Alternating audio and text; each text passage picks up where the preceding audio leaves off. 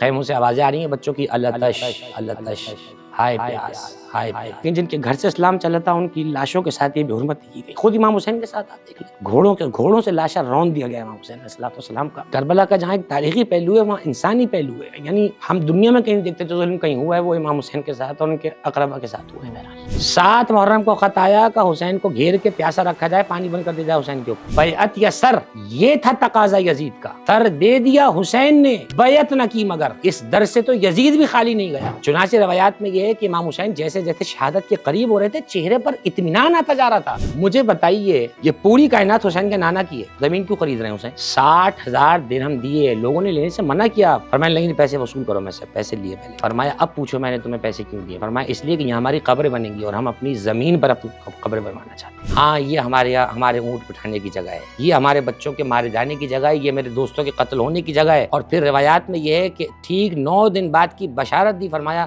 اس مقام پر جو ہے علی اکبر شہید ہوں گے، اس مقام پہ عباس شہید ہوں گے، اس مقام پہ قاسم شہید ہوں گے۔ تو پیغمبر اکرم نے تو آپ کی شہادت کی خبر آپ کی ولادت کے وقت سنا دی تھی۔ تمام کتابوں میں موجود ہے کہ جب امام حسین تشریف لائے گود کے اندر، اسی وقت کربلا کا فلسفہ بھی بیان کر دیا گیا۔ امام حسین کے پاس 3 بہادر ایسے تھے کہ اگر وہ 3 ایک ساتھ جمع ہو جاتے نا تو کربلا کا نقشہ الٹا ہوتا بالکل۔ آج اتنے بہادر ہیں تینوں کہ جس کی کوئی انتہا نہیں۔ حضرت عباس حضرت علی کے بیٹے، حضرت محمد حنفی حضرت علی کے بیٹے، حضرت عقیل حضرت مسلم حضرت عقیل کے بیٹے، حر کے بیٹے کو جو ہے وہ امام حسین لے کر آ رہے ہیں۔ اور جب کربلا میں امام حسین کا اپنا بیٹا گر رہا ہے تو کوئی نہیں ہے جو امام حسین کے ساتھ۔ جس چیز نے حر کو حر علیہ السلام بنایا نا وہ چیز بیان کر رہا ہوں۔ فرمانے لگے کہ آپ نے تو مجھے میری ماں کا حوالہ دے کے بات کر لی، لیکن میں آپ کی ماں کا نام نہیں لے سکتا یہاں، میں آپ کو کچھ نہیں کہہ سکتا۔ آپ کی ماں تو خاتون جنت ہے، آپ کی ماں تو نور نظر ہے رسول اللہ کی، میں آپ کو کچھ نہیں کہہ سکتا۔ احترام رکھا انہوں نے، احترام فاطمہ زہرا نے حر کو حر بنایا۔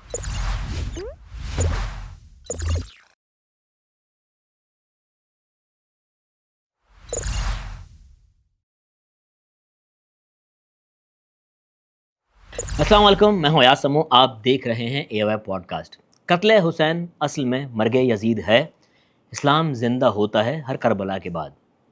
کربلا ایک شہر کا نام نہیں ہے، کربلا ایک فلسفے کا نام ہے، اور کربلا اور انسانی اقدار کیا ہیں، آج اس بارے میں بات کرنے کے لیے ہم نے دعوت دی ہمارے بہت رسپیکٹڈ ہیں علامہ جواد حسین آبدی صاحب۔ السلام علیکم۔ وعلیکم السلام ورحمۃ اللہ۔ علامہ صاحب کیسے ہیں؟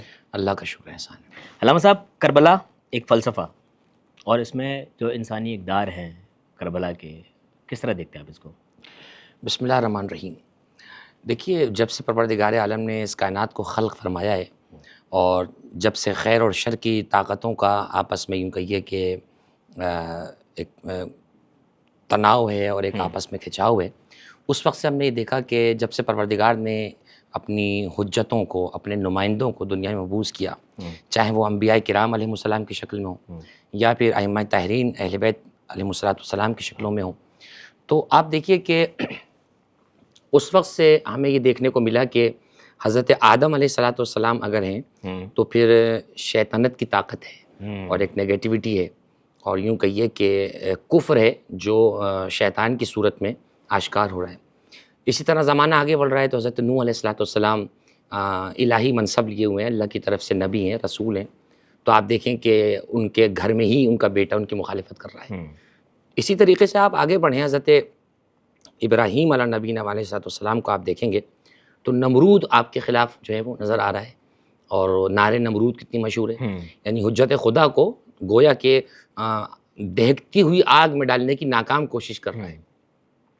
حضرت موسیٰ علیہ نبی علیہ السلام کو آپ دیکھتے ہیں تو آپ دیکھیے کہ اس وقت کی جتنی سرکردہ طاقتیں ہیں، فرعون ہے، حامان ہے، قارون ہے، اس وقت یعنی جتنی بھی اس وقت کی طاقتیں وہ سب برسر پیکار ہیں۔ حضرت عیسیٰ علیہ السلام کے ساتھ یہی معاملہ ہوا کہ ان کی قوم نے آخرکار ان کو قتل کرنے کا پورا مصمم ارادہ کر لیا، لیکن اللہ سبحانہ و تعالیٰ کی حکمت تھی، چنانچہ حضرت عیسیٰ علیہ السلام کو اسلامی عقیدے کے مطابق آسمانوں پہ اٹھا لیا گیا۔ خود نبی اکرم صلی اللہ علیہ وآلہ وسلم جب مبعوث کیے جاتے ہیں، اور آپ تو انسانیت کے لیے رحمت بنا کر بھیجے گئے، آپ نے تو اپنے دشمنوں کے لیے کبھی بد دعا نہیں کی، حتیٰ کہ جب طائف میں آپ کے نالین مبارک خون سے بھر گئے تو فرمایا اللہم اغفرہم انہم لا یعلمون، پروردگار ان کو معاف کر دے، مجھے جانتے نہیں ہیں، ان کو معاف کر دے۔ تو یہ میں نے چند جملوں میں حضرت آدم علیہ السلام سے نبی اکرم صلی اللہ علیہ وآلہ وسلم تک ایک تاریخ ہے پوری۔ آپ نے سوال کیا نا فلسفے کا، یہ حق اور باطل کی جنگ ہو رہی ہے. جی یہ فلسفہ کوئی یوں کہیے کہ سڈن ڈیولپ نہیں ہوا ہے کہ اچانک ہی 61 ہجری میں واقع ہوا، نہیں، یہ خیر و شر کی طاقتیں ہیں، یہ حق اور باطل کے دو راستے ہیں. چنانچہ کربلا ایک ایسا فلسفہ ہے جس نے انسانی عقلوں کو جھنجھوڑا ہے. سوال یقیناً آپ مجھ سے کر رہے ہیں، لیکن اگر میں آپ سے یہ پوچھوں کہ اسلام کے دامن میں اتنی جنگوں کو چھوڑ کر کربلا کی جنگ پہ بات کیوں ہو رہی ہے، یہ خود ایک فلسفہ ہے. کربلا کی جنگ ایسی غالب جنگ ہے کہ جس نے انسانی عقول پر پڑی ہوئی دھول کو ہٹا دیا ہے. جو گرد و غبار ہمارے ذہنوں پر تھا نا، ہمارے عقیدوں پر جو گرد و غبار تھا، جو تعلیمات نبوی دم توڑ رہی تھی، جو تعلیمات قرآن کو پس پشت ڈالا جا رہا تھا، جس کی گواہی صحابہ کرام نے خود دی. حضرت عبداللہ بن حنظلہ رضی اللہ تعالیٰ عنہ غسیل الملائکہ، جن کے غسل میں ملائکہ شریک ہوئے ہیں. حضرت عبداللہ بن حنظلہ کا فرمان ساری کتابوں میں موجود ہے. فرماتے ہیں کہ ہمیں خوف آتا تھا جب ہم یزید کے پاس موجود ہوتے تھے کہ ہم پر آسمان سے پتھر نہ برسیں، کیونکہ یہ وہ شخص تھا. آپ اندازہ لگائیے، یہ صحابہ کرام کی گواہی ہے یزید کے پلید کے بارے میں، اس ملعون کے بارے میں. چنانچہ یہ ایک پوری تاریخ ہے فلسفہ. تو اب وہ جو حق اور باطل کا ٹکراؤ ہے، مسلسل تناؤ کھچاؤ ہے، اس کا جو فائنل ڈیسیجن ہے وہ کربلا معلی ہے. یعنی میں آپ کو یوں کہوں کہ امام حسین کی شہادت کے بعد آج تک اگر میں آپ سے پوچھوں بھی کیا لوگ نمازیں نہیں چھوڑ رہے؟ چھوڑ رہے ہیں. کیا لوگ دینی اقدار کو اس وقت بھی چھوڑے ہوئے نہیں ہیں؟ چھوڑے ہوئے ہیں. لیکن فرق کیا ہے؟ فرق یہ ہے کربلا کے بعد یہ ہوا کہ آج اگر کوئی نماز کو چھوڑ بھی رہا ہے نا، اول تو ہمیں کوشش کرنی چاہیے عبادات کی پابندی کریں، دینی اقدار کی پابندی کریں. کربلا کا ایک پیغام یہ بھی ہے کہ جہاں بھوک اور پیاس کے عالم میں نماز کو قضا نہیں کیا جا رہا، جہاں 10 محرم کو شہادت کے بعد جب بیویاں جلتے ہوئے خیموں میں ہیں تو نماز قضا نہیں ہو رہی. امام زین العابدین علیہ السلام اونٹ کی پشت پر زنجیروں سے بندھے ہوئے ہیں اور وہاں نماز پڑھ رہے ہیں. تو ہمیں یہ بھی یہاں پیغام مل رہا ہے کہ اتنی مشکل حالات میں خدا کو نہ بھولے. ہم سہولت میں اپنے گھر میں رہتے ہوئے خدا کو کیسے بھول سکتے ہیں؟ تو کربلا کی اس واقعے کا ثمرہ اور پھل یہ ہوا کہ آج اگر کوئی دین کو چھوڑ رہا ہے تو اس کو یہ معلوم ہے کہ دین کو چھوڑنا غلط بات ہے، اس کو یہ معلوم ہے کہ نماز کو چھوڑنا جو ہے گناہ ہے، اس کو یہ معلوم ڈیولپ ہو گیا اس میں. جی اصل وہ جو سائنس ڈیولپ کرنا تھا وہ امام حسین کی قربانی کا ایک بیسک فلسفہ تھا. یعنی بادی النظر میں، ابتدائی نظر میں جب آپ دیکھیں گے تو آپ کو نظر آئے گا. اور اس کے علاوہ پھر جب آپ دیکھتے ہیں تو چونکہ نبی اکرم صلی اللہ علیہ وآلہ وسلم کو اللہ سبحانہ وتعالیٰ کی طرف سے علم غیب بھی حاصل تھا. اللہ نے نبی اکرم صلی اللہ علیہ وآلہ وسلم کو علم غیب اپنی جناب سے عطا فرمایا تھا. تو پیغمبر اکرم نے تو آپ کی شہادت کی خبر آپ کی ولادت کے وقت سنا دی تھی. تمام کتابوں میں موجود ہے کہ جب امام حسین تشریف لائیں گود کے اندر، اسی وقت کربلا کا فلسفہ بھی بیان کر دیا گیا. اسی وقت تمام کتابوں موجود ہے. امام طبرانی کے معجم کبیر، معجم صغیر، معجم اوسط، کوئی حدیث کی کتاب اٹھا کے لے آئے. حضرت ام سلمہ سلام اللہ علیہا فرماتی ہیں کہ یا رسول اللہ وہ زمین کہاں ہے جہاں آپ کا بیٹا قتل کیا جائے گا؟ تو جبریل علیہ السلام نے حضور سے فرمایا اگر آپ حکم فرمائیں تو میں ہاتھ سے وہ خاک اٹھا کر دکھاؤں؟ تو اللہ کے رسول کو کربلا کی مٹی اٹھا کے دکھائی گئی. وہ لال سرخ مٹی تھی، اس کو اللہ کے رسول نے سونگا. گویا اس روئے زمین پر کربلا کی زمین کو یہ فضیلت بھی حاصل ہوئی کہ 11 ہجری سے پہلے اللہ کے رسول نے اس زمین کو جہاں بھی امام حسین گئے نہیں ہیں، اس کی خاک کو اپنے دستے مبارک پہ بھی لیا، اس کو چوما بھی، اس کو سونگا بھی. چنانچہ غم امام حسین صلی اللہ علیہ وسلم میں اسی لیے ہم سے شریعت نے گریہ مطلوب کیا ہے، ایک غم کی کیفیت مطلوب کی. اور میں نہیں سمجھتا کہ کوئی مسلمان جو نبی اکرم صلی اللہ علیہ وآلہ وسلم کا کلمہ پڑھتا ہے، اہل بیت کرام سے محبت کرتا ہے اور اس کا دل اس قضیے پر مغموم نہ ہو، میں نہیں سمجھتا. میں ایسے کسی مسلمان کو نہیں جانتا کہ جو مغموم اس پر نہ ہوتا ہو. اور اگر کوئی ایسا شخص ہے تو اسے اپنے ایمان اور اسلام کی فکر کرنی چاہیے. ایک بات اور آپ کی خدمت سے بیان کروں، امام حسین کا غم کیوں ہر سال محرم منایا جاتا ہے؟ ایک واقعہ 10 محرم 60 ہجری کو گزر گیا، 61 ہجری کو گزر گیا. یہ محرم کی یاد منانا اس نے دینی اقدار کو زندہ رکھا ہوا ہے. حریت کی جتنی تنظیمیں اور تحریک دنیا میں کام کر رہی ہیں جو حریت کا نعرہ بلند کرتی ہیں، ان حریت کی تنظیموں کا منشور اور دستور کیا ہے؟ صرف کربلا ہے، صرف کربلا ہے. جوش ملی آبادی کا وہ مصرع اگر سارے مصرع آپ چھوڑ دیجئے تو اس 2 مصرع میں ساری کہانی ہے. انسان کو بیدار تو لینے دو. ہر قوم کربلا کسی خاص مکتب یا کسی خاص فرقے یا صرف مسلمانوں سے خاص نہیں ہے. کربلا انسانیت کا عنوان ہے. کربلا سمجھنے کے لیے انسان بننا پڑتا ہے. اسی لیے جوش ملی آبادی نے کہا انسان کو بیدار تو لینے دو. ہر قوم پکارے گی ہمارے حسین.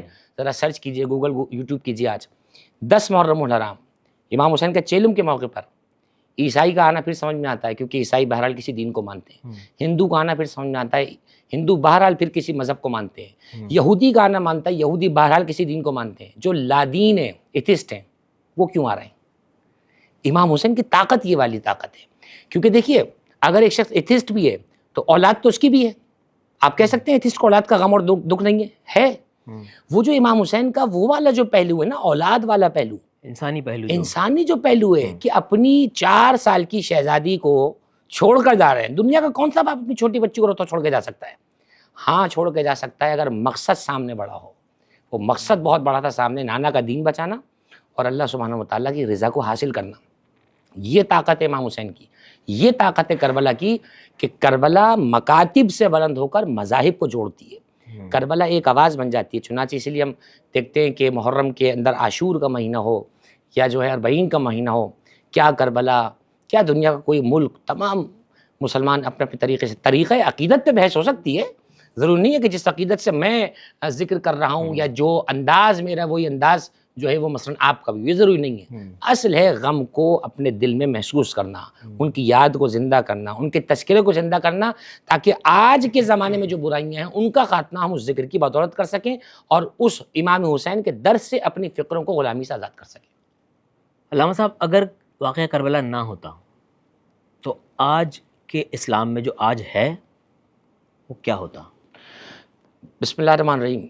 دیکھیے یہ جو سوال آپ کر رہے ہیں کہ اگر نہ ہوتا، یہ بہت سنگین سوال ہے۔ پیغمبر اکرم کی ایک حدیث ہے، سنن ابن ماجہ کے اندر ہے، ساری کتابوں میں، حسین منی وانا من حسین، حسین مجھ سے، میں حسین سے ہوں، بہت شاندار جملہ ہے۔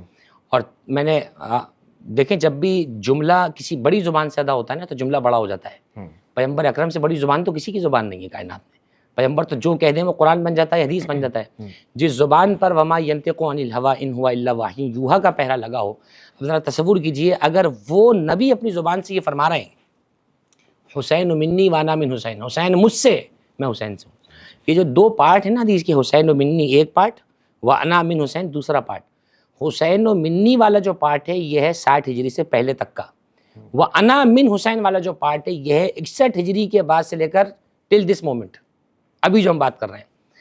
دیکھیے دنیا کے اندر ہر نواسہ نانا سے ہی ہوتا ہے، اس میں کوئی وہ نہیں ہے، ہر نواسہ نانا سے ہی ہوتا ہے، لیکن جہاں یہ جملہ پیغمبر کہیں کہ میں حسین سے ہوں، یہ مرحلہ سمجھنے کی ضرورت ہے۔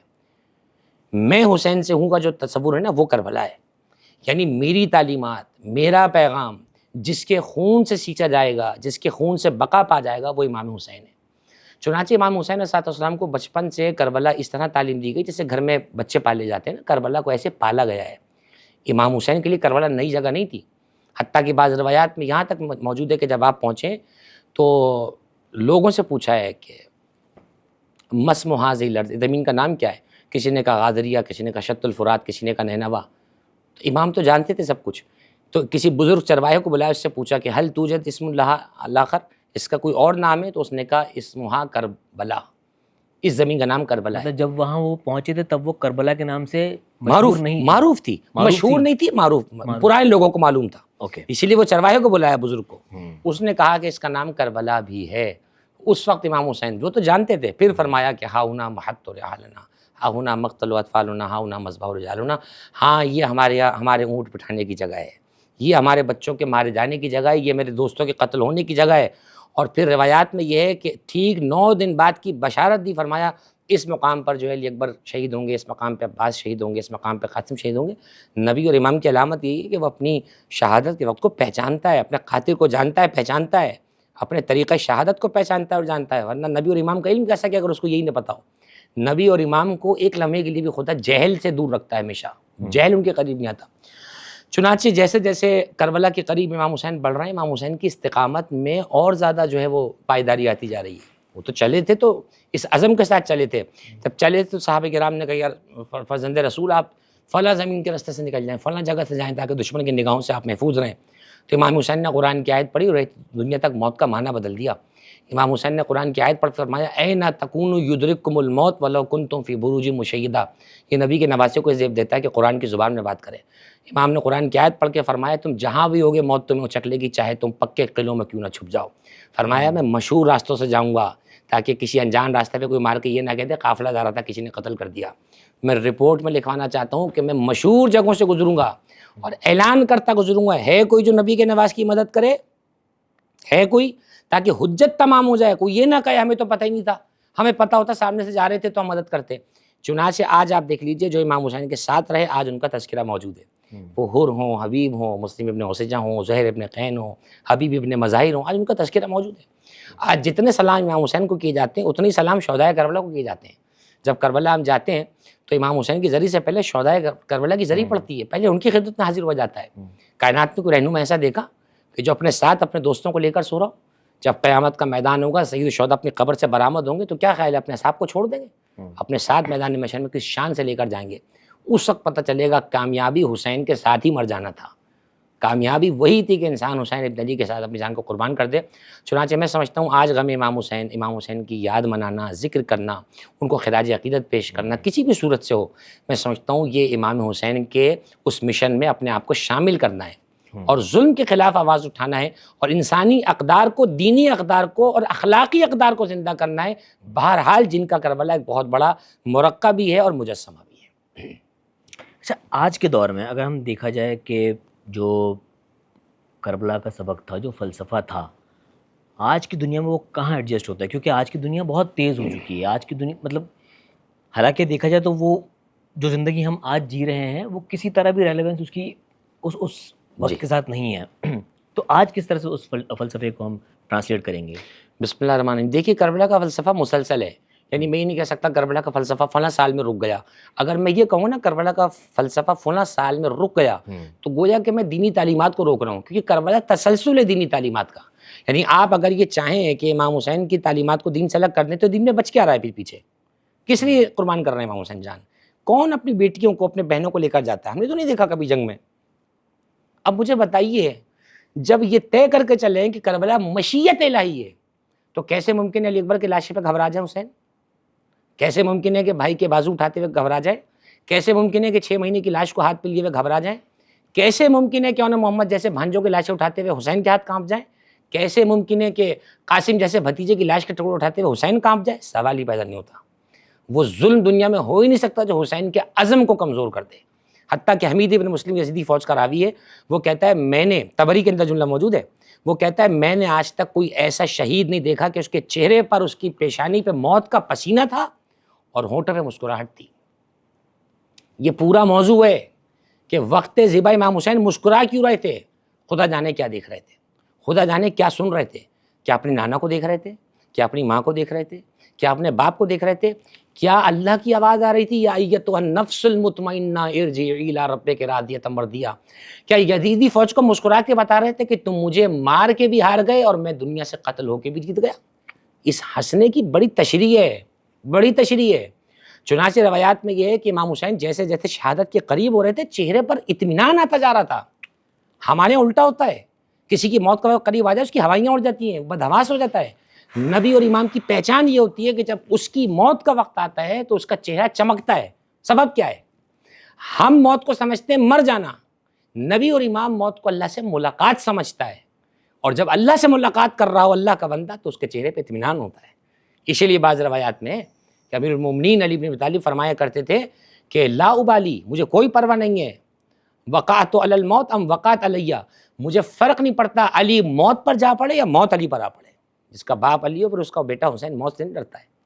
غور فرما رہے ہیں آپ. چنانچہ امام حسین علیہ السلام, اب یہ دیکھیے یہ کیفیت, آپ نے پوچھا اس زمانے کے اندر کربلا نے ہمیں یہ پیغام دیا کہ کہیں پہ بھی اگر دنیا میں ظلم ہو رہا ہو اس کو دل سے برا جاننا, یہ آخری سٹیج ہے. خود نبی اکرم کی حدیث موجود ہے, تمام فریقین کے پاس مصلی میں کسی نے پوچھا یا رسول اللہ ظالم کو کس حد تک روکیں؟ فرمایا ہاتھ سے روکو. اب ہاتھ سے وہی روک سکے گا نا جس کی فزیکلی اپروچ ہوگی, طاقتور ہوگا. اب فزیکلی اپروچ نہیں ہے تو ہاتھ سے تو نہیں روک سکتا. فرمایا پھر کیا کریں؟ فرمایا زبان سے بیان دے سکتے ہو, بیان دو. اچھا اگر بیانیے پہ پابندی ہو, فرض کر لیں بیانیے پہ پابندی ہو, اب تھرڈ اور لاسٹ سٹیج کیا ہے؟ فرمایا دل سے برا جانو. اب اس میں تو کوئی پابندی نہیں ہے, دل میں تو کوئی آپ کو روک ٹوک نہیں کر سکتا نا, کوئی بیریئر نہیں ہے, کوئی رکاوٹ نہیں ہے. فرمایا آخری سٹیج یہ ہے کہ دل سے برا جانو. یاد رکھیے کہ وہ مومن نہیں کہ جو کسی مسلمان مومن کی تکلیف کو دیکھ کر خوش اور مغموم نہ ہو.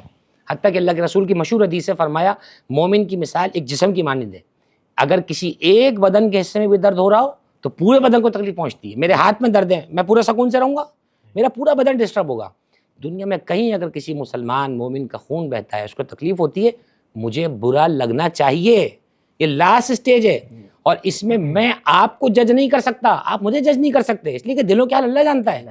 چنانچہ ہمیں کوشش کرنی چاہیے کہ کربلا کے پیام سے جہاں ہم دینی پہلو سیکھ رہے ہیں، صبر سیکھ رہے ہیں اور استقامت سیکھ رہے ہیں اور دین پر ڈٹ جانا سیکھ رہے ہیں، وہیں ہم ظلم کے خلاف بھی صف آرا ہونے کو سمجھیں. کہیں پہ دنیا میں ظلم ہوتا ہے، ہمارے ملک کے کئی حصوں میں یا عالمی منظرنامے پہ اگر آپ کہیں نظر ڈالتے ہیں تو میں سمجھتا ہوں کہ امام حسین کا بنیادی پیغام. اچھا ایک چیز اور یاد رکھیے گا، دنیا کے کسی بھی ظلم کو آپ یہ یاد رکھ لیں، دنیا میں کتنا بھی ظلم ہو جائے وہ اس ظلم کا 1% بھی نہیں ہو سکتا جو امام حسین علیہ السلام پر ہوا ہے. یاد رکھیں آپ. اس کی دلیل بہت موٹی سی میرے پاس ہے. مستدرک حاکم میں ایک حدیث موجود ہے، اللہ کے رسول نے ارشاد فرمایا کہ اللہ سبحانہ و تعالیٰ نے یحییٰ علیہ السلام کا جب قتل ہوا نا تو یحییٰ علیہ السلام کے قتل کے بدلے 70,000 لوگوں کو قتل کروایا تھا. یحییٰ علیہ السلام کے بدلے میں 70,000 لوگ اللہ نے قتل کروائے. اور اللہ کے رسول مستدرک پہ فرماتے ہیں کہ حسین ابن علی کے بدلے اللہ اس کے دگنے قتل کروائے گا، 70,000 کے ڈبل.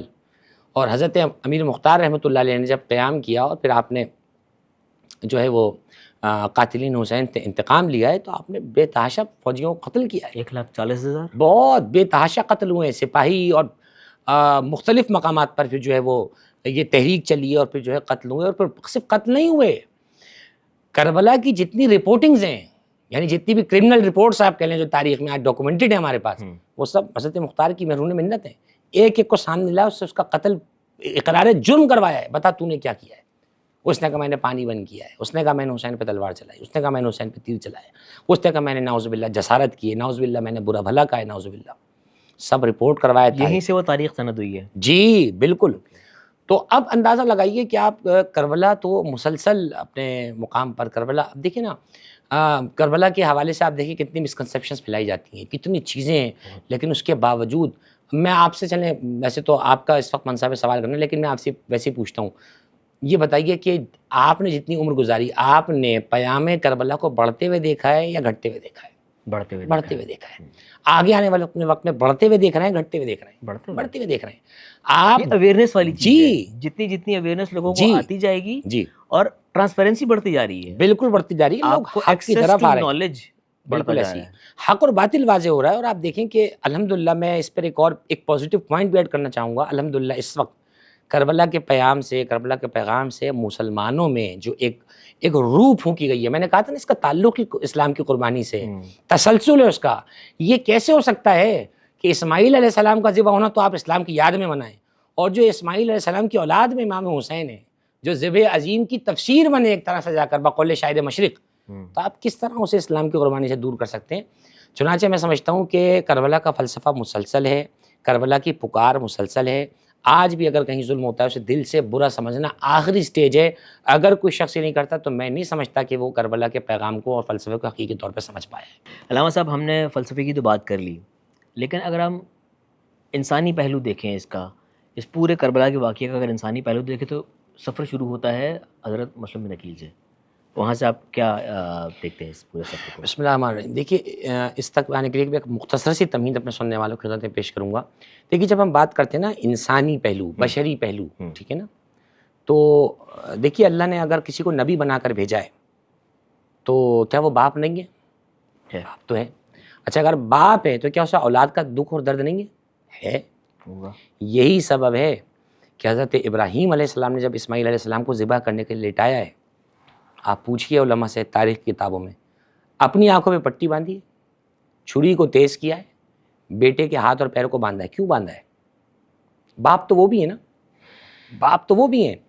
اور دیکھیے یہ بات ذہن میں رکھیے گا، جب ایک عام باپ اور ماں کی ہم بات کرتے ہیں، اگر ایک باپ اور ماں کی دعا بدعا اللہ کو کتنی عزیز ہے، تو جو نبی ہو، جو اس کا ویسی محبوب ہے، مستجاب الدعوات ہے، یعنی نبی اور امام وہ ہوتا ہے جس کی دعا ہر وقت قبول ہے. باپ اور ماں کی ہو سکتا ہے تھوڑا دیر سے، اور نبی اور امام کی اسی وقت قبول ہوتی ہے دعا. چونکہ اللہ نے نبی کو باپ اور ماں کی صورت میں نبی کو باپ کی صورت میں رکھا اور اپنی اور حجتوں کو آگے جا کر جن کو منصب عطا کرے اور ان کو اگر کوئی رشتہ دیا تو ان کو ستانے والوں کا عذاب دگنا اسی وجہ سے ہے. ان پہ 2 چارج شیٹیں، ایک باپ کو ستانے کا جرم اور ایک نبی اور امام کو ستانے کا جرم، ڈبل چارج ہے. حضرت ابراہیم علیہ السلام جب ذبح کرنے کے لیے اپنے بیٹے کو لٹا رہے ہیں، آپ کو معلوم ہے حضرت حاجرہ سلام اللہ علیہ حضرت اسماعیل کی شہادت کی خبر سن کر، اور جب حضرت اسماعیل آئیں اور جب بیٹے کو دیکھا اور واقعہ کھلا ہے کہ باپ ذبح کرنے لے گیا تھا، تو پتہ ہے حضرت حاجرہ نے گلے پہ چھری کا نشان دیکھا تھا صرف. روایات یہ کہتی ہیں اس نشان کو دیکھ کر حضرت حاجرہ بیمار ہوئیں، اسی میں فوت ہو گئیں. اسماعیل جیسا خوبصورت بیٹا ہو اور ماں گلے پہ چھری کا نشان دیکھے، ماں زندہ رہ جائے گی؟ اب مجھے بتائیے، وہ حضرت حاجرہ سلام اللہ علیہ کا صبر ہے کہ چھری کا نشان دیکھا، بیٹا سلامت ہے، سامنے کھڑا ہے، برداشت نہیں کر پائیں. اب ذرا تصور کیجئے کربلا میں کہ بچوں کے کٹے ہوئے سر ماؤں کے سامنے، لاشیں خیموں میں آ رہے ہیں، لیکن کوئی جھوٹی روایت بھی آج تک کسی کتاب میں نہیں مل سکتی کہ کسی بیوی نے تنگ آ کر کہا کہ بس بہت ہو گئی، اب کربلا سے واپس چلو، ہم بیعت کر لیتے ہیں یزید کی، اب نعوذ باللہ. سوال ہی پیدا نہیں ہوتا. میں نے کہا نا، جو کربلا کو بچپن سے پرورش، بچوں کی طرح پرورش کرتے ہوئے ساتھ لائے، وہ کیسے آمادہ نہ ہو. چلیے آپ کہہ سکتے ہیں بڑا مضبوط ہوگا، بچے، آپ کے بچے ضد کرتے ہیں، ایک بار 2 بار نہ دیں، بچے گھر پہ سر پہ اٹھا لیں پورا گھر. کوئی جھوٹی روایت پیش کیجئے کہ بچوں نے کبھی پیاس کے لیے، پانی کے لیے کہا ہو، سوال ہی نہیں پیدا ہوتا. چلیے کربلا چھوڑ دیجئے، کوفہ اور شام جب قافلہ گیا ہے، کہیں بتائیے کہ کسی بچے نے کہا ہو کہ دشمن سے ہمیں پانی چاہیے؟ نہیں مل سکتا. یہ ساقی کوثر کا گھرانہ ہے، حوض کوثر ان کے باپ دادا کا ہے، یہ تم سے پانی کیوں مانگیں گے؟ یہ اسماعیل کی اولاد ہیں، یہ ٹھوکر مارے تو زمین سے پانی نکلنا واجب ہے، لیکن اگر پانی ٹھوکر مار کے نکلوانا ہے تو نانا کی امت کو کون بخشوائے گا؟ نانا کی امت کی شفاعت کون کروائے گا؟ چنانچہ انسانی پہلو بڑا غالب ہے. کسی لاشے پر کوئی جملہ کسی بیوی کا آپ دکھائیے جو خدا کی مرضی اور منشا کے خلاف ہو. امام حسین کا تو ہو ہی نہیں سکتا، آپ تو امام وقت ہیں، اللہ کی طرف سے نمائندے ہیں، حجت ہیں، آپ نبی کے تربیت یافتہ ہیں. وہ بیویاں جو گھر کی خواتین اہل حرم ہیں، ایک مقام پہ نہیں ملتا کہ کہیں جو ہے وہ آپ نے یہ لفظ کوئی زبان پر آیا ہو. چنانچہ آپ جو ریلیونٹ کرنا چاہتے ہیں، آپ دیکھیے نا، حضرت مسلم بن عقیل کی آپ نے بات کی. حضرت مسلم بن عقیل امام حسین کے جو ہے وہ چچا کے بیٹے ہیں. کیفیت یہ ہے کہ اب کون سمجھے گا امام حسین کی حکمت عملی کیا ہے.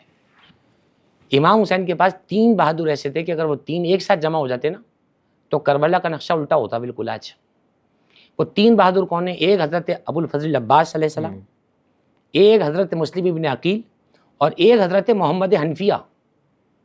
اتنے بہادر ہیں تینوں کہ جس کی کوئی انتہا نہیں. حضرت عباس حضرت علی کے بیٹے، حضرت محمد حنفیہ حضرت علی کے بیٹے، حضرت عقیل حضرت مسلم حضرت عقیل کے بیٹے. سارا گھرانہ بہادر ہے، تعارف کی ضرورت نہیں ہے.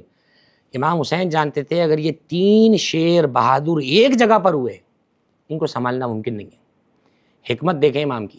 محمد حنفیہ کو اپنا جانشین بنا کے مدینے میں چھوڑا گھر والوں کے پاس، حضرت مسلم کو کوفے بھیجا، حضرت عباس کو اپنے ساتھ رکھا، کیونکہ حضرت عباس کو تو مانگا ہی کربلا کے لیے گیا تھا نا. امام علی نے دعا کر کے کہا تھا، پروردگار مجھے ایک ایسا بیٹا دے جو میرے بیٹے حسین کے لیے کربلا میں قربانی بن جائے. آپ اولاد مانگتے ہیں نسل بڑھانے کے لیے، علی نے اولاد مانگی حسین پہ مرنے کے لیے. کتنا فرق ہے، ہماری نیتوں میں کتنا فرق ہے. ہم اولاد مانگتے ہیں نسل بڑھانے کے لیے، علی اولاد مانگ رہے ہیں اپنا بیٹا کٹانے کے لیے. کیونکہ علی بھی چاہتے ہیں نا میرا بھی کوئی بیٹا رسول کے بیٹے پہ قربان ہو جائے. حسین میرا بیٹا ہے لیکن نبی بھی تو اپنا بیٹا کہہ چکے ہیں. حسین چاہتے ہیں، علی چاہتے ہیں میرا اپنا حصہ بھی پڑ جائے. تو حضرت عباس حضرت علی کے بیٹے ہیں، امام حسین پہ قربان کیا جا رہا ہے ان کو. چنانچہ حضرت مسلم کو جب بھیجا ہے تو کیفیت یہ ہے کہ حضرت مسلم کے لیے تو شاندار الفاظ کہیں نا تاریخ کی ساری کتابوں میں. خط لکھا کوفے والوں کو، فرمایا من الحسین ابن علی الی اہل الکوفہ لقد ارسلت الیکم اخی و ثقتی و معتمدی مسلم ابن عقیل من اہل بیتی. میں اپنی طرف سے تمہارے پاس اپنا بھائی، اپنا بھروسے مند، اپنے اہل بیت کا فرد مسلم ابن عقیل بھیج رہا ہوں. گویا اس کے ہاتھ پر جو بیعت کرے گا وہ میرے ہاتھ پہ بیعت کرنے والا ہے. اور جب گئے حضرت مسلم اکیلے نہیں گئے. آج اگر شہر میں حالات خراب ہو نا، آپ کی ترجیح ہوتی ہے کہ آپ فیملی کو لے کے نہ جائیں، بچوں کو لے کے نہ جائیں. بچوں کو خاص طور پہ، چھوٹے بچے، باپ اسی کو تو کہتے ہیں تو چاہتا ہے میں بھلے مرتا ہوں تو مر جاؤں، بچے بچ جائیں. قربان جائیں حضرت مسلم ابن عقیل پر. دونوں شہزادوں کو ساتھ لے کر گئے، حضرت محمد اور ابراہیم. آج بھی کربلا میں کوفے کے شہر مسیب میں دونوں کے شہزادوں کے روضے بنے ہوئے نہر کے پیچھے، جہاں قتل کیا گیا تھا دونوں کو. ساتھ لے کر گئے، اور جب کوفے میں غدر ہوا ہے اور جو ہے وہ ابن زیاد کی فوج نے جو جاسوسی کے جال بچھائے ہوئے تھے جس کی وجہ سے مسلم تنہا رہ گیا بالکل وہاں پر، دونوں شہزادوں کو رات، اب دیکھیں وہ پہلو جو آپ نے بھی کہا نا انسانی پہلو، یہاں اگر آپ کسی جگہ بیٹھے ہیں اور آپ کا بچہ کسی مال میں کسی جگہ ہاتھ چھڑا کر آگے پیچھے ہو جائے، آپ دوڑتے ہیں بھاگتے ہیں اس کے پیچھے، پتہ ہے یہیں تک جائے گا، 2 قدم آگے بچہ کتنا بھاگ لے گا۔ جس شہر میں ابن زیاد کی فوج ڈھونڈتی پھر رہی ہے حضرت مسلم کو اور بچوں کو مارنے کے لیے، تو ایسے عالم میں یہ کہہ کر بچوں کو ایک مین شاہراہ پر چھوڑ کر آ رہے ہیں کہ بیٹا اگر کوئی قافلہ صبح مدینے جا رہا ہو تو کم از کم تم تو مدینے سلامت پہنچ جاؤ تاکہ تمہاری ماں تمہیں دیکھ کے خوش ہو جائے۔ کتنا بڑا جگر چاہیے، ایک شہر بے امان جہاں کبھی آئے نہیں پہلی مرتبہ ابن زیاد کی فوج چپے چپے پر پھر رہی ہے۔ شہزادوں نے پوری رات درخت کے کنارے پر کہیں سو کے گزاری، صبح شہزادے جو ہے وہ پھر وہ پورا واقعہ ہے کہ وہ ایک مومنہ کے گھر گئے، اس کا بیٹا جو تھا ابن زیاد کا سپاہی تھا، اس نے سروں کی بوری لگی ہوئی تھی جو ان بچوں کے سر لائے گا اسے انعام ملے گا، بچوں کے رونے کی آواز سنی، دونوں کو نہر کے کنارے لے گیا، دونوں کے سر کاٹ کے تھیلے میں رکھے، لاشوں کو جو ہے وہ سمندر میں اس میں نہر میں پھینکا، فرات کی نہر میں، اور کہا لا مجھے انعام دے۔ تو خدا کا عذاب دنیا آخرت میں پھر آئے گا، جو آئے گا دنیا میں تو یہ آ جائے کہ سر لے کے پہنچا تو فوجی رونے لگے ابن زیاد کے، تجھے شرم نہیں آئی، اتنے بچوں کا سر کاٹتے تیرا ہاتھ نہیں کانپا انعام کے لیے؟ تو ابن زیاد نے کہا اس کی پہلے گردن مار دو، اس کی پہلے گردن مارو، انعام لینے آیا مجھ سے، نہ دنیا میں کچھ ملا نہ آخرت میں کچھ ملا۔ اقدار، انسانی اقدار کربلا نے زندہ کیے ہیں۔ اب دیکھیں حضرت مسلم، میں کہتا ہوں حضرت مسلم کربلا کی تمہید ہیں، انسانی پہلو، وہیں سے ہوا ہے، انسانی پہلو کو زندہ کیا جا رہا ہے۔ اور روایت کہتی ہے، تاریخ طبری وغیرہ میں جملہ موجود ہے، حضرت مسلم کو اس بے دردی کے ساتھ شہید کیا گیا ہے کہ عجیب و غریب واقعات ہیں، یعنی ہم پڑھتے ہیں تو روح کانپتی ہے حضرت مسلم ابن عقیل کو جو کیفیت ہے کہ جو ہے وہ آپ سے جب جنگ کر رہے ہیں، مسلم اکیلے جنگ کر رہے ہیں، 4-4 ہزار کا دستہ، منہ سے کہنے کی بات ہے 4 ہزار کے بیٹیلین کو دیوار سے لگا دینا، 4-4 ہزار لوگوں کو مار دیا۔ اس نے خط لکھ کے بھیجا کہ اور فوج بھیجو پیچھے سے، تو وہاں سے جواب آ رہے تم سے ایک لڑکا قابو میں نہیں آ رہا ہے، اکیلے تھے جی۔ تو تاریخ طبری میں جملہ لکھا ہے، اس نے کہا تو کیا سمجھ رہا ہے ہم کسی کوفے کے سبزی بیچنے والے سے لڑ رہے ہیں؟ یہ علی کا سکھایا ہوا ہے، یہ مسلم ابن عقیل ہے، اس کو ہزاروں فوجی قابو نہیں کر سکتے۔ تو کہا کہ اگر اس کو ہزاروں لوگ قابو نہیں کر سکتے تو دھوکے سے قابو کیا جائے، دھوکے سے قابو کیا جائے۔ ایک بند گلی میں گہرا گڑھا کھودا گیا، اس گڑھے پہ گھاس پھوس رکھی گئی اور فوج گھیر کے حضرت مسلم کو اس بند گلی تک ملائی، اور دھکیلتے دھکیلتے جب آپ کا پاؤں اس گڑھے میں گیا اور حضرت مسلم جیسے ہی منہ کے بل اس گڑھے میں تشریف لے گئے، تو پھر فوج میں سے کسی نے چیخ کر کہا ھذا اول غدر، یہ پہلا قتل ہے جو دھوکے کے ساتھ کیا جا رہا ہے۔ اب اسلام میں تاریخ میں جتنے دھوکے سے مارے جائیں گے لوگ آج تک، بس اب وہ یہاں سے بنیاد پڑی ہے۔ پھر حضرت مسلم کی دردناک شہادت ہے، دردناک شہادت ہے، رسی ڈال کے آپ کے پیر میں آپ کو گھسیٹا گیا کوفے کی گلیوں کے اندر، اور جس کے ہاتھ میں جو تھا اس نے حضرت مسلم کو وہاں پہ مارا ہے۔ پھر جب دارالامارہ لے گئے تو کیفیت سنی کیا ہے، جب وہاں لے گئے تو ابن زیاد کی فوجی جو ہے وہ کہنے لگے سلم علی الامیر، امیر کو سلام کرو۔ تو حضرت مسلم نے فرمایا ما لی الامیر سوی الحسین، میرا امیر صرف حسین ہے، میرا امیر صرف حسین ہے، اسی لیے آج تک حضرت مسلم کو امیر مسلم ابن عقیل کہا جاتا ہے۔ چنانچہ آپ علیہ الصلوۃ والسلام کا جب آخری وقت آیا تو آپ نے فرمایا کہ وصیت کرنا تو مستحب ہے نا، فرمایا میں 3 وصیتیں کرتا ہوں، کوئی ہے جو میری وصیت کو لے لے۔ چنانچہ جیسی وصیت کی بات آئی تو جیسی جملہ سنا تو فرمایا میری پہلی وصیت یہ ہے کہ میں کوفے میں چند ہزار درہم کا مقروض ہو گیا ہوں، میری زرہ کو بیچ کے وہ قرضہ اتار دیا جائے۔ دوسری چیز وصیت یہ کی کہ جو ہے وہ میرے آقا حسین جو ہے وہ کوفے کے لیے نکل چکے ہیں، میں نے ان کو خط لکھا تھا، انہیں کوئی جو اطلاع دے دے کہ اب کوفے نہیں آئیں۔ اور تیسری وصیت یہ ہے کہ میری لاش کو جو ہے وہ کسی مسلمان مقبرے میں دفنا دیا جائے۔ تو کہنے لگے کہ تمہاری 2 وصیتوں پہ تو عمل کرنے کا سوچا جا سکتا ہے، تیسری وصیت پہ عمل نہیں کریں گے۔ نیتوں میں فطور تھا نا، امام حسین کو نہیں لکھیں گے خط، ان کو تو ہم بلا کے جو ہے وہ قتل کریں گے ہی کریں گے۔ چنانچہ مسلم نے فرمایا کہ میں شہید ہونے والا ہوں، مجھے ایک گھونٹ پانی کا مل سکتا ہے۔ تو روایت یہ کہتی ہے کہ پانی کا جام جب پیش کیا گیا تو چونکہ اتنی تلواریں حضرت مسلم کو ماری گئی تھیں کہ آپ کا ہونٹ زخمی ہوا تھا، تو جیسے ہی پانی کا پیالہ منہ کے قریب کیا تو خون اس میں آ گیا، تو خون چونکہ نجس ہوتا ہے تو آپ نے پانی کا پیالہ آگے سے ہٹایا، کہا اور پانی مل سکتا ہے، دوسرا پیالہ دیا گیا، منہ کے قریب کیا تو اس میں بھی خون آ گیا۔ تیسری مرتبہ جب خون آیا تو حضرت مسلم تو جانتے تھے نا سارا واقعہ، حضرت مسلم نے فرمایا لو کان المقسوم لشربتھا، فرمانے لگے کہ اگر یہ میرے نصیب میں ہوتا تو میں پیتا، یہ کہہ کے آگے سے ہٹا دیا، کیونکہ حضرت مسلم بھی جانتے تھے نا کہ امام حسین بھی تو پیاسے مارے جائیں گے، تو جب ان کو پانی نہیں ملے گا تو مجھے پانی کیسے مل سکتا ہے۔ تو لہٰذا پیاس کے عالم میں حضرت مسلم کا جو ہے پھر سر گورنر ہاؤس کی چھت پہ لے جایا گیا، وہاں پہ آپ کا سر کاٹا گیا، اور اس کے بعد آپ کے سر کو جو ہے اوپر ہی رکھا اور لاش کو نیچے پھینک دیا گیا آپ کو. اور پھر روایت کہتی ہے کہ حضرت مسلم کی لاش کو 4 مہینے تک 3 مہینے تک صدر دروازے پر گورنر ہاؤس کے لٹکا کے رکھا ہے اپنی بربریت دکھانے کے لیے. اور جب 12-13 محرم کو بیویاں کوفے میں آئیں اور جب نگاہ پڑی حضرت مسلم کے اوپر تو وہ سخت مرحلہ تھا جب دیکھا نا کہ ہمارے عزیز کا لاش اس طرح سے پڑا. یہ تو دنیا مسلمانوں میں آج کہیں نہیں ہوتا ہے. اگر آج مسلمانوں کی مر جائے تو ہم دیکھتے ہیں چندہ ہوتا ہے اس کی کفن کا, اس کو دفن کیا جاتا ہے, تنظیمیں بنی ہوئی ہیں یہاں پر. لیکن جن کے گھر سے اسلام چلا تھا ان کی لاشوں کے ساتھ یہ بے حرمتی کی گئی. خود امام حسین کے ساتھ آپ دیکھ لیں, گھوڑوں سے لاشیں رون دیا گیا امام حسین علیہ السلام کا. چنانچہ کربلا کا جہاں ایک تاریخی پہلو ہے وہاں انسانی پہلو ہے. یعنی ہم دنیا میں کہیں دیکھتے جو ظلم کہیں ہوا ہے وہ امام حسین کے ساتھ اور ان کے اقربا کے ساتھ ہوا ہے. بہرحال چلو مطلب اس پورے واقعہ کربلا میں حضرت حر ایک ایسی شخصیت ہیں کہ عاشور سے 1 رات پہلے تک وہ دشمن کے خیمے میں تھے جی, اور عین 1 رات پہلے ان کے دل میں اللہ کی طرف سے ہدایت آئی اور وہ امام علی مقام کے خیمے میں آ گئے. ان کی شخصیت کو اور میرے خیال سے وہ ایک الگ اسکول آف تھاٹ ہے حضرت حر. ان کے بارے میں کیا کہنا چاہیں گے آپ؟ بسم اللہ الرحمن الرحیم. دیکھیے جیسے کہ ہم نے عرض کیا آپ کی خدمت میں کہ کربلا کے آپ جب پہلوؤں پہ غور کریں گے نا مختلف اعتبار سے, دینی اعتبار سے, اخلاقی اعتبار سے اور یوں کہیے کہ انسانی اقدار کے حوالے سے, تو آپ کو گوشے نظر آئیں گے پورے. اور جیسے کہ ہم نے شروع میں بات کی نا کربلا اس لیے تو ضروری ہے پڑھنا. کیوں ہر سال محرم کی مجلسیں ہیں, کیوں ہر سال یہ محافل ہیں, کیوں ہر سال مصالمے ہیں, کیوں آپ پوڈ کاسٹ کر رہے ہیں؟ یہ ضرورت پیش آ رہی ہے کہ کربلا ابھی جو ہے وہ پوشیدہ ہے. کربلا صرف ایک گھر کے 8, 10, 12, 15 لوگوں کے قتل ہونے کا نام نہیں ہے.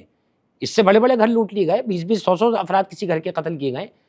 لیکن وہ اور ہیں, یہ آل رسول ہیں, یہ وہ ہیں جو نبی کے پلے ہوئے ہیں, یہ وہ ہیں جو نبی کی گودوں کے کھیلے ہوئے ہیں. مقصد کا فرق ہے, مقصد کا فرق ہے, افراد کا فرق ہے, لوگوں کا فرق ہے.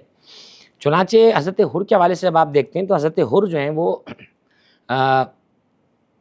یزیدی فوج میں آپ جو ہے وہ کمانڈنٹ کی حیثیت رکھتے ہیں. آپ کمانڈر ہیں اس کے اندر, یعنی کوئی عام سپاہی کا نام نہیں ہے حر. اور آپ سب جانتے ہیں کہ کمانڈر ابن زیاد کے انڈر تھے. جی, ابن زیاد کی فوج میں تھے یہ, اور یزید کے ماتحت تھے, ظاہر اسی کی حکومت تھی, جھوٹی جیسی بھی تھی. تو حضرت حر جو تھے تو آپ دیکھیں کہ 3000 کا لشکر لے کے بھیجا گیا حضرت حر کو. 2 یا 3 محرم کو پہنچے آپ, پہلی یا دوسری محرم کو امام حسین کربلا پہنچے. 60,000 درہم میں زمین خریدی امام حسین نے. مجھے بتائیے یہ پوری کائنات حسین کے نانا کی ہے, زمین کیوں خرید رہے ہیں حسین؟ ایسی کہتے تھے کسی کا میں فاطمہ زہرا کا بیٹا ہوں, منع کرتا کوئی؟ نہیں کرتا منع. 60,000 درہم دیے, لوگوں نے لینے سے منع کیا. فرزند رسول, آپ کے نانا, آپ کی ماں کا ہے سب کچھ, ہم آپ سے پیسے فرمانے لگے پیسے وصول کرو. میں سے پیسے لیے پہلے, وہ اس کے بعد پھر جملہ کہا, فرمایا اب پوچھو میں نے تمہیں پیسے کیوں دیے؟ فرمایا اس لیے کہ یہاں ہماری قبریں بنیں گی اور ہم اپنی زمین پر اپنی قبریں بنوانا چاہتے ہیں. کوئی یہ نہ کہے کسی کی زمین پہ دفنیں. اور دنیا بھر سے لوگ کھچے کھچے آئیں گے یہاں پر, اور فرمایا مجھ سے وعدہ کرو جتنے میرے زائر یہاں پر آئے ان سب کو کم از کم 3 دن اپنے گھر میں مہمان بنانا, انہیں ہماری قبروں کا پتہ بتانا, رستہ بتانا. آج تو کربلا میپ پہ آپ دیکھ لیتے نا, اس وقت بیابان تھا, صحرا تھا, کوئی پوچھتا آئے اگر قبر حسین کا ہے اسے ہماری قبر کا رستہ بتانا, یہ ہمارے اوپر تمہیں احسان کرنا. 60,000 درہم میں زمین خریدی, خیمے لگائے, نہر کے کنارے خیمے لگائے. پہلے خیمے نہر کے کنارے لگے تھے. پہلے یہ ہوتا تھا جہاں بھی اسٹے ہوتا تھا, پڑا ہوتا تھا, نہر کے قریب لگائے جاتے تھے تاکہ پانی وغیرہ کے معاملات ہوں. تو جیسی خیمے لگے وہاں تو حر کا لشکر پہنچا ہے. حر کا لشکر جب پہنچا ہے تو کربلا کی دھوپ, چلچلاتی دھوپ, رات میں سفر ہوتے نہیں تھے پہلے, دن میں ہی سفر ہوتے تھے پہلے. قافلہ پہنچا امام حسین کو جو ہے وہ یہ حر آگے بڑھے اور کہا کہ مجھے حکم دیا گیا یا تو یزید کی بیعت آپ سے یہاں پر لوں یا میں آپ کو جو ہے وہ اس کے پاس لے کے جاؤں. امام علیہ السلام نے حر کا چہرہ دیکھا, اور امام حسین تو جانتے ہیں, تو ساری کتابوں میں لکھا ہوا ہے, حر کا چہرہ دیکھا, ایک جملہ صرف کہا, سکلت کا اموں کا یا حر. یہ عربی ایک محاورہ ہے. فرمایا تیری ماں تیرے ماتم میں بیٹھے, تیری ماں تیرا غم منائے. یہ جملہ طنز کے طور پہ ہوتا تھا, کسی کو جھنجھوڑنے کے لیے ہوتا تھا. جیسے ہی حضرت حر نے یہ جملہ سنا تو جس چیز نے حر کو حر علیہ السلام بنایا نا وہ چیز بیان کر رہا ہوں. تو جیسے ہی جملہ سنا تو فرمانے لگے کہ آپ نے تو مجھے میری ماں کا حوالہ دے کے بات کر لی, لیکن میں آپ کی ماں کا نام نہیں لے سکتا یہاں پر, میں آپ کو کچھ نہیں کہہ سکتا. آپ کی ماں تو خاتون جنت ہے, آپ کی ماں تو نور نظر ہے رسول اللہ کی, میں آپ کو کچھ نہیں کہہ سکتا. احترام فاطمہ زہرا نے حر کو حر بنایا, وہ احترام فاطمہ زہرا سلام اللہ علیہا تھا. چنانچہ فرمایا کہ مجھے حکم دیا جائے کہ میں آپ کو یہیں گھیر کے رکھوں جب تک آپ بیعت نہ کریں اور آپ کے خیمے یہاں سے ہٹائے جائیں۔ خیمے ہٹانے کی بات ہے، حضرت عباس جلال میں آ گئے، میرے ہوتے ہوئے کوئی خیمے ہٹائے گا حسین کے؟ فوراً نگاہ ڈالی حضرت عباس پہ، فرمایا عباس ابھی جنگ کا موقع نہیں۔ اسے کہتے ہیں اطاعت۔ یہاں بھائی سے بھائی کنٹرول نہیں ہوتا ہے نا، وہاں معاملہ اطاعت کا ہے۔ کہنے کو بھائی تو ہیں حضرت عباس علی کے بھائی تو ہیں، ایک ہی باپ ہے دونوں کا، نہیں، چونکہ امام مانتے ہیں امام حسین کو۔ فرمایا ٹھیک ہے، اگر آپ کا حکم ہے ہم خیمے ہٹا رہے ہیں یہاں سے۔ خیمے تھوڑا سا دور مقام پہ لگائے اور جو ہے وہ 7 محرم کو خط آیا۔ پھر تب تاریخ طبری بار بار اس لیے کہہ رہا ہوں، پڑھیں اس کو جا کر اردو میں، تاریخ طبری، تاریخ ابن اسیر، تاریخ طبقات ابن سعد، تاریخ ابن خلدون، کوئی کتاب تاریخ اٹھا کر پڑھیں آپ۔ 7 محرم کو خط آیا کہ حسین کو گھیر کے پیاسا رکھا جائے، پانی بند کر دیا جائے حسین کے اوپر، کوئی پانی نہ پیے یہاں سے، امام حسین کا خیموں میں ایک قطرہ پانی نہ جائے۔ چنانچہ روایت یہ کہتی ہے کہ 7 محرم سے پانی بند ہوا۔ پھر وہ چیز جس نے حر کو حر علیہ السلام بنایا نا، جب 9 محرم کی رات آئی، بچے 3 دن سے بھوکے ہیں، پیاسے ہیں، چلچلاتی گرمی کی دھوپ ہے۔ آج آپ دیکھ لیجیے کربلا 51 52 ہوا ہوا ہے اس وقت، ٹھیک ہے، اور مسلسل وہاں پر پانی ہے، کھانے ہیں، سب تمام چیزیں وہاں پر، لیکن آپ پھر بھی دیکھ لیں اتنی خدمت زائرین کی، لیکن اس وقت کے کربلا میں تو یہ سب نہیں تھا، وہاں تو پیاس کا عالم ہے۔ چنانچہ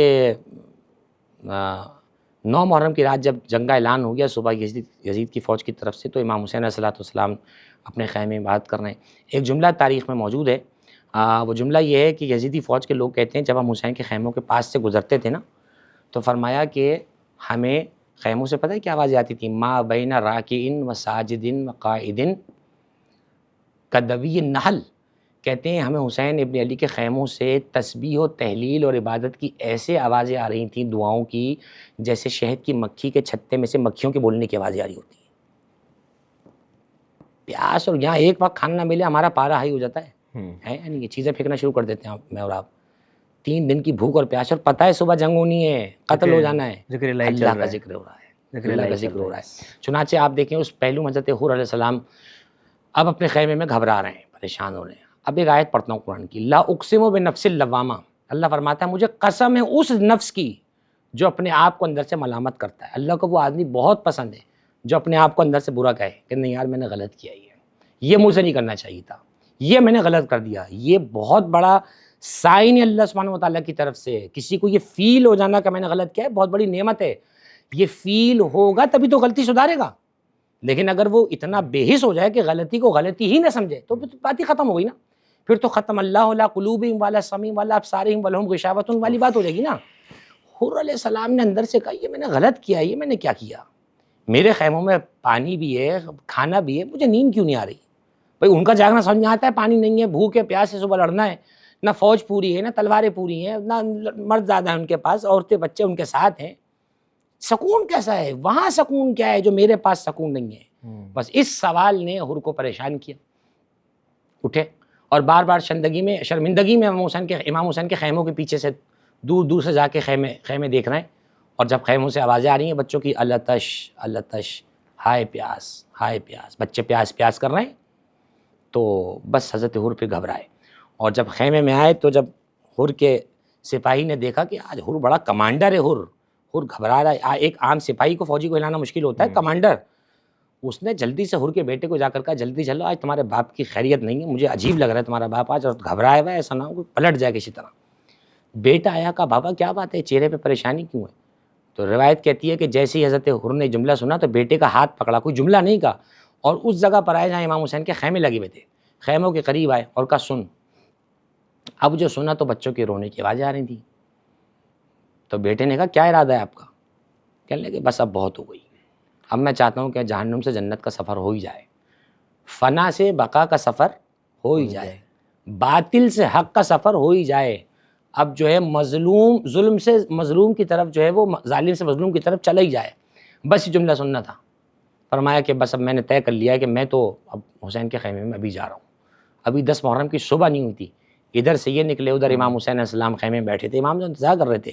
بعض علماء کہتے ہیں یہ 9 محرم کی رات مانگی تھی، یہ کوئی جان بچانے کے لیے تھوڑی مانگی تھی، انتظار تھا ایک بندے کے آنے کا، وہ ایک بندہ آنا تھا ادھر نکل کر۔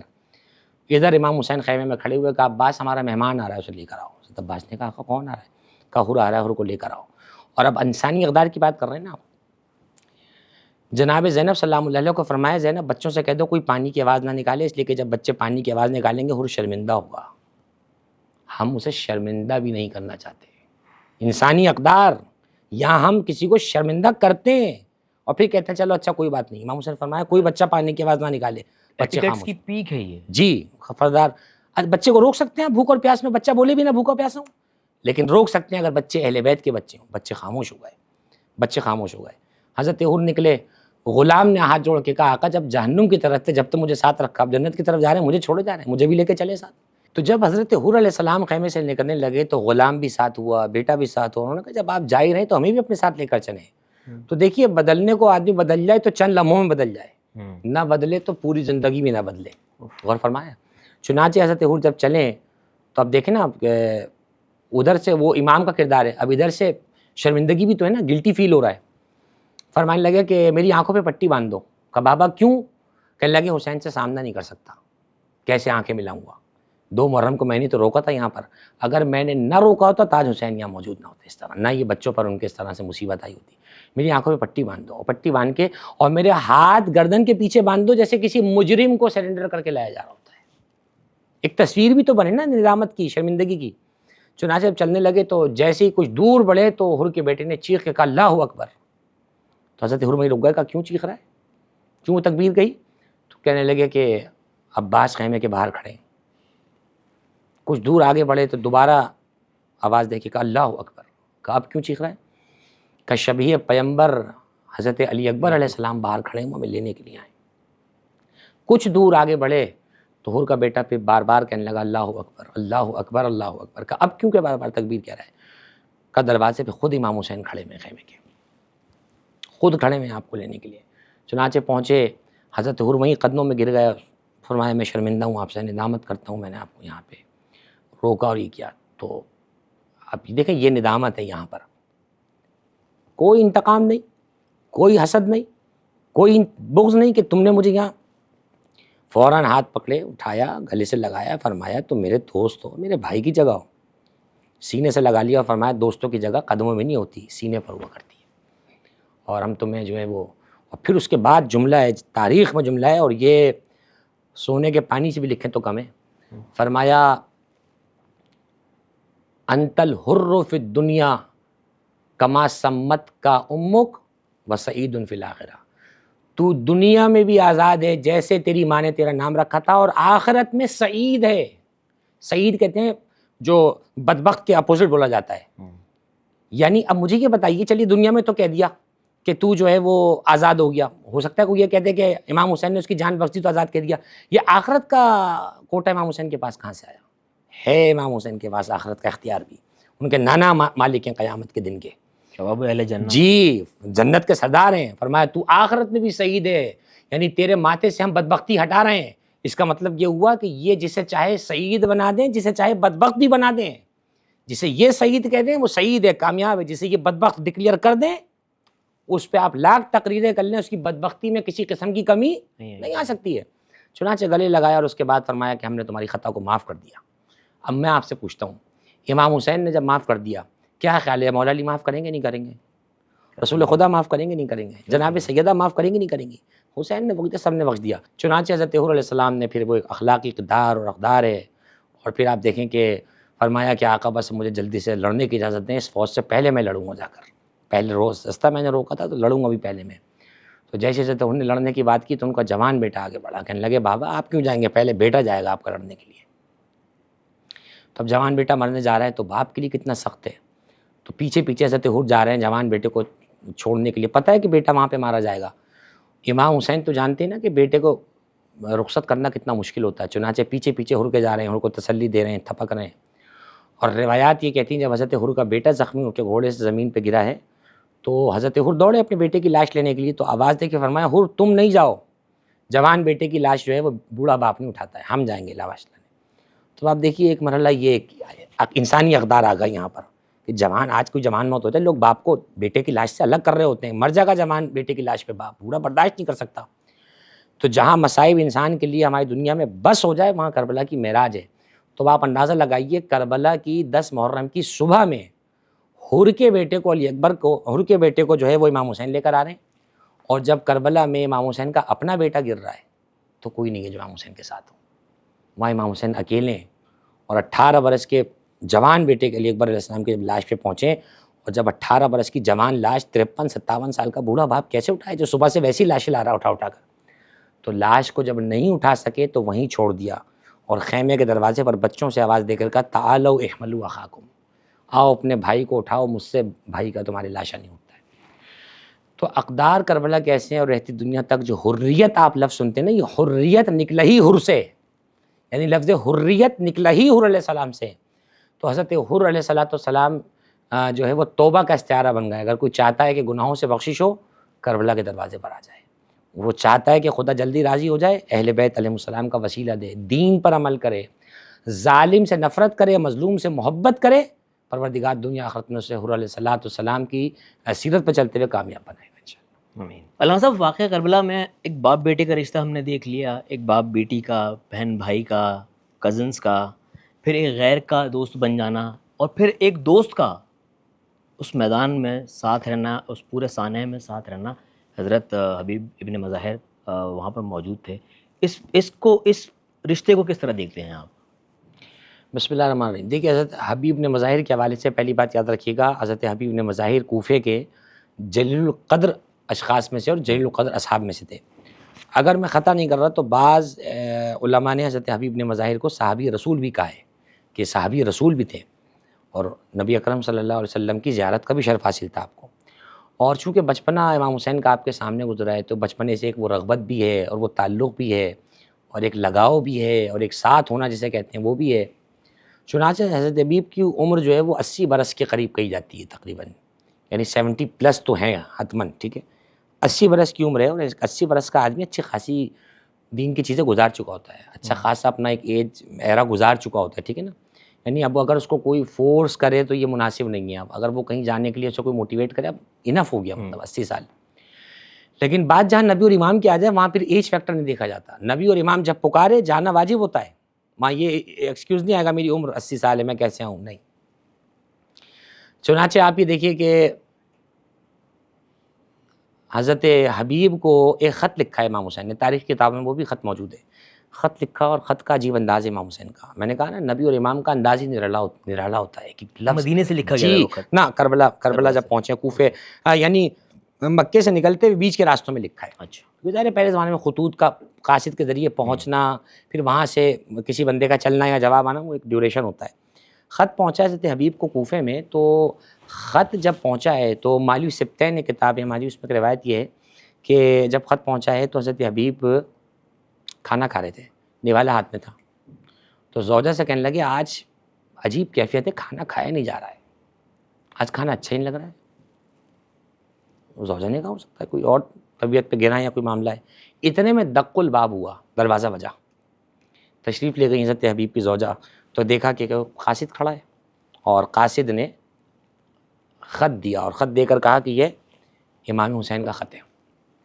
سب سے پہلے حبیب کی زوجہ نے خط لیا اور آنکھوں سے لگایا، چوما اس کو، نبی کے نواسے نے ہمیں خط لکھا ہے، اور خط کو جو پڑھا تو اس میں لکھا تھا کہ حبیب ہماری مدد کو آ جاؤ، اور جو انداز تھا وہ انداز معلوم ہے کیا ہے، عجیب انداز تھا، اس میں لکھا تھا من الحسین ابن فاطمہ، عادتاً یہ ہوتا ہے من الحسین ابن علی، باپ کا تعارف ہوتا ہے۔ اب آپ اندازہ لگائیے کہ امام حسین کی کیا اس وقت کیفیت رہی ہوگی کہ اپنے باپ کا تو نام ہے ہی، اپنی ماں کا حوالہ دے کر گویا کہ ان سے التجا کر رہے ہیں کہ فاطمہ کا بیٹا تمہیں بلا رہا ہے مدد کے لیے، آ جاؤ میرے پاس۔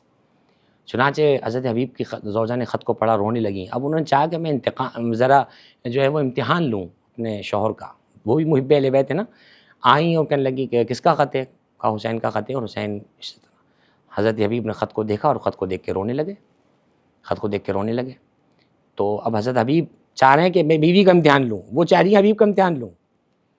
تو حضرت حبیب کہنے لگے کہ میری عمر ایسی نہیں ہے، نہ میرے بدن میں اتنی طاقت ہے، میں کیا کروں اب جا کر، میں کیسے جان قربان کروں، اور میں کہاں تم لوگ کو اکیلا چھوڑ کے، گھر بار کو چھوڑ کے جاؤں۔ جیسے جملہ سنا تو حضرت حبیب کی زوجہ نے سخت جملہ کہا، حضرت حبیب کی زوجہ نے کہا کہ حبیب اگر قیامت میں نبی کی بیٹی نے تم سے یہ پوچھ لیا کہ میرا بیٹا مصیبت میں تھا اور تم نے اپنے عذر بنائے، بہانے بنائے، تو کیا جواب دو گے اللہ کے رسول کو اور اللہ کے رسول کی بیٹی کو؟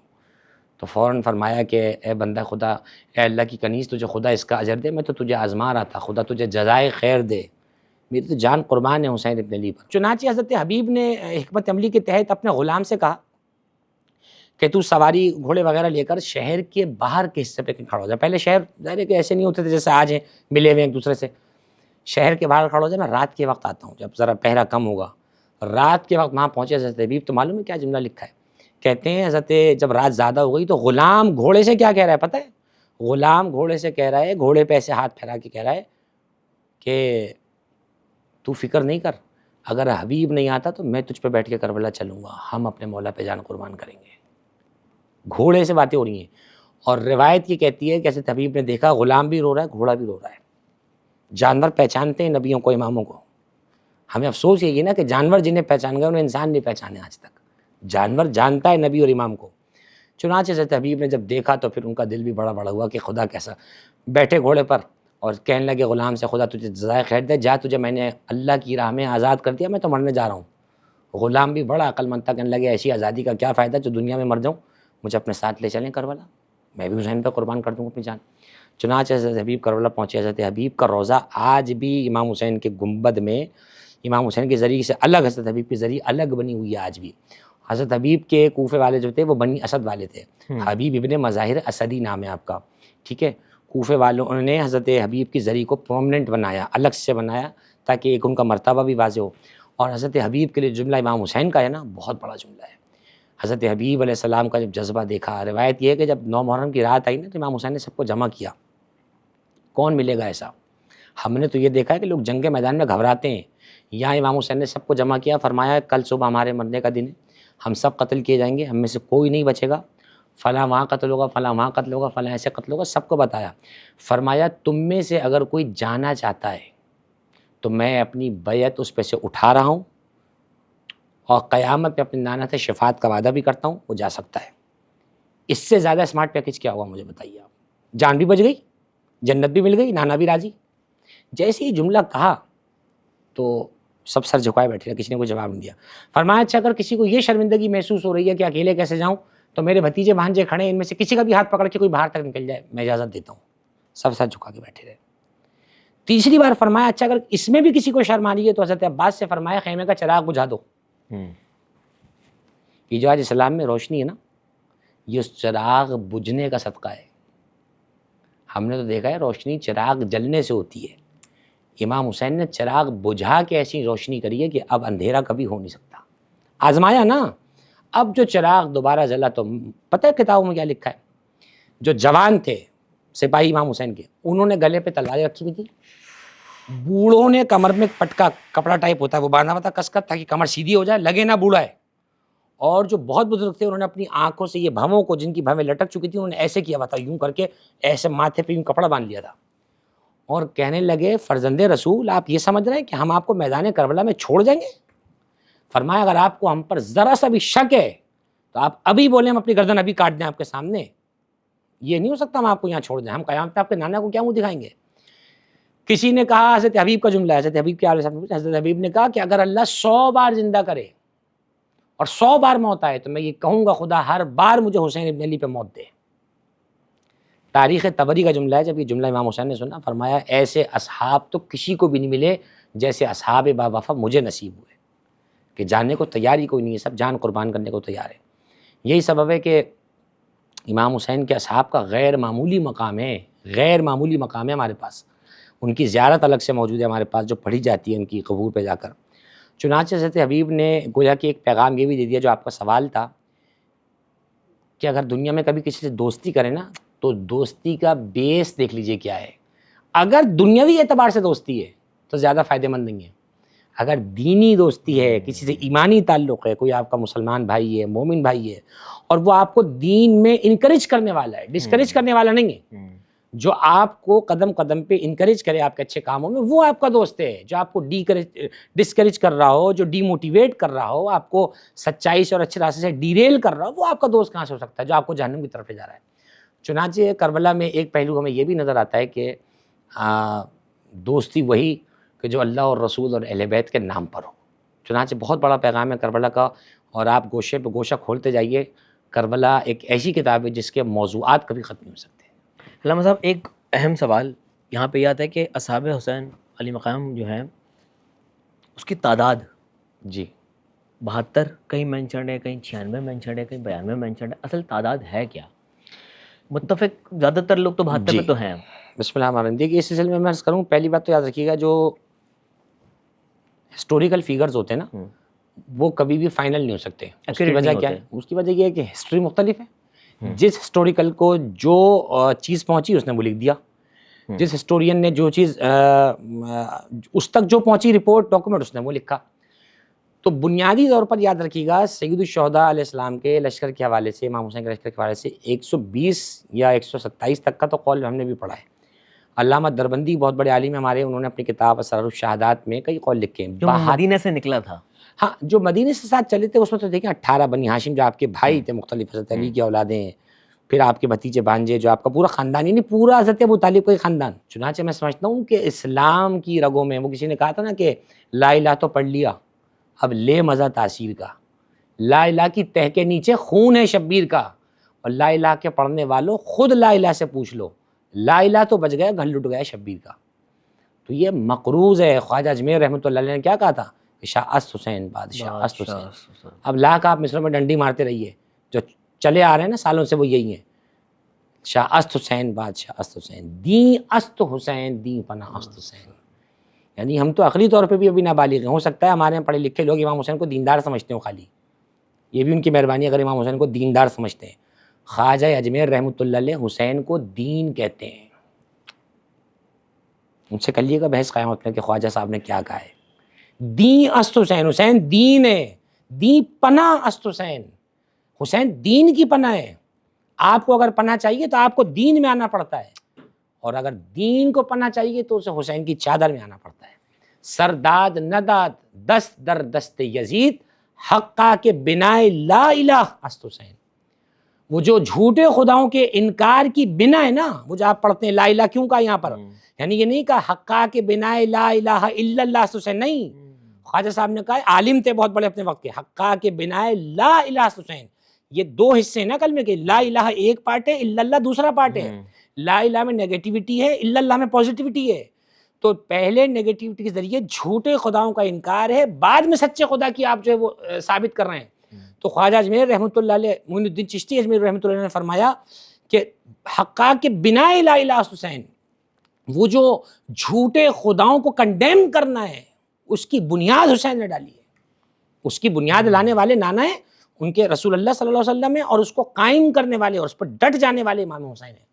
تو ہو نہیں سکتا کہ حسین ابن علی اور یزید کی بیعت کرے، سوال ہی پیدا نہیں ہوتا.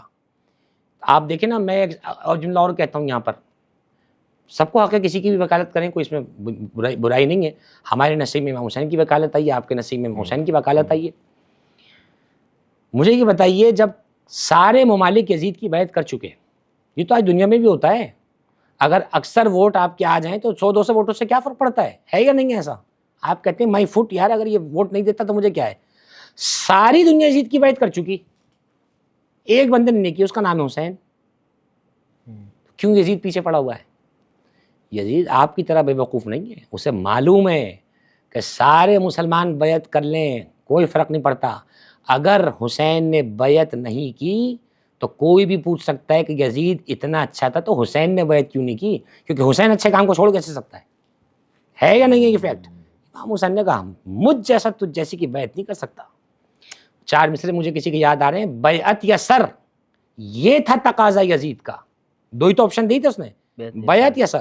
بیعت یا سر یہ تھا تقاضا یزید کا.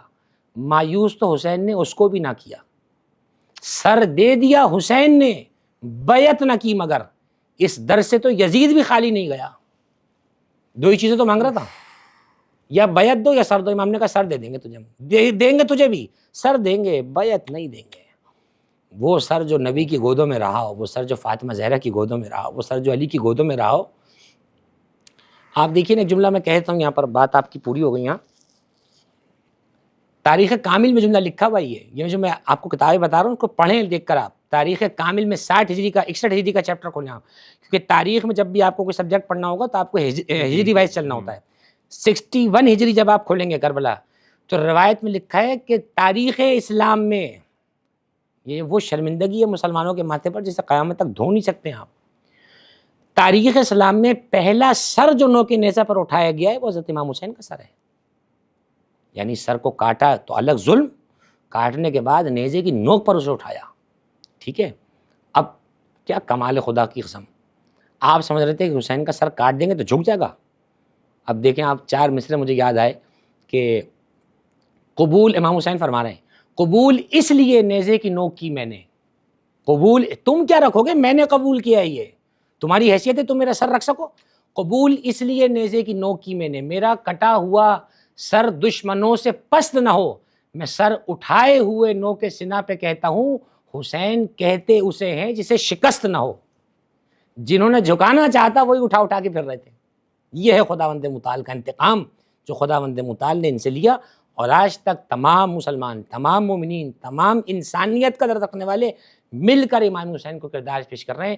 کیا یہ آپ کا جو ہے وہ گاندھی ہو، کیا آپ کے دیگر یہ یورپین جو ہے جتنے بھی لیڈرز گزرے، ان تمام کے افکار میں امام حسین علیہ السلام زندہ ہیں. اور امام حسین نے انسانیت کو ایسا جھنجھوڑا ہے کہ رہتی دنیا تک امام حسین کی قربانی بھی باقی ہے، امام حسین کا نام بھی باقی ہے.